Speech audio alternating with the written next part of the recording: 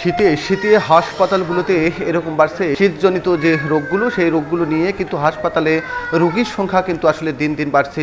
দর্শক, এই মুহূর্তে আমি রয়েছি গাইবান্ধা সদর হাসপাতালে আমি রয়েছি, এবং এই হাসপাতালে কিন্তু আমি খোঁজখবর নিলাম। এই হাসপাতালে কিন্তু গতকালও কিন্তু 56 জন ডায়রিয়া রোগ নিয়ে কিন্তু হাসপাতালে ভর্তি হয়েছিল, এবং প্রতিদিন কিন্তু এরকম 50 থেকে 60 জন রোগী কিন্তু এরকম ডায়রিয়া নিয়ে কিন্তু হাসপাতালে আছেন। এবং আমি এই মুহূর্তে যদি আপনাদেরকে একটু দেখাই, এখানে কিন্তু এই শিশুরা কিন্তু এরকম আসলে কিন্তু এরকম শ্বাসকষ্টে ভুগছে, এবং তাদেরকে কিন্তু এরকম অক্সিজেন দেওয়া হচ্ছে।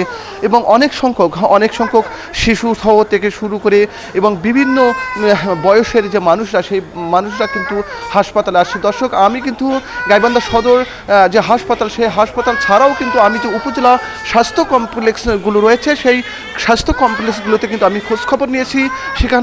সেখানকার যারা চিকিৎসক, তাদের সঙ্গে আমার কথা হয়েছে, এবং সেখানকার যারা রোগীর স্বজন, তাদের সঙ্গে কথা হয়েছে। এই যে রোগ নিয়ে, বিশেষ করে ডায়রিয়া, সর্দি, জ্বর, কাশি, এই রোগ নিয়ে শিশু এবং বৃদ্ধরাই কিন্তু এই হাসপাতালগুলোতে কিন্তু বেশি ভিড় জমাচ্ছে, এবং তারা কিন্তু এরকম চিকিৎসা নিচ্ছে। তো আমি হাসপাতাল কর্তৃপক্ষের সঙ্গে আমার কিন্তু কথা হয়েছে।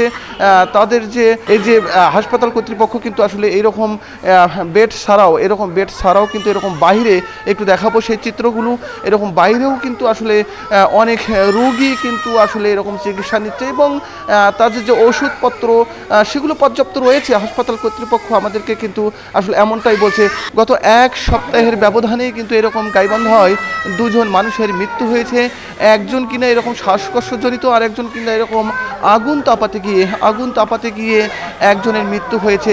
এবং আমি কিন্তু গাইবান্ধার যে 3টি চর এলাকা বেষ্টিত যে উপজেলা রয়েছে, বিশেষ করে সুন্দরগঞ্জ, সাঘাটা এবং ফুলছড়ি, সেই চর এলাকার কিন্তু অনেক মানুষকে আমি দেখেছি।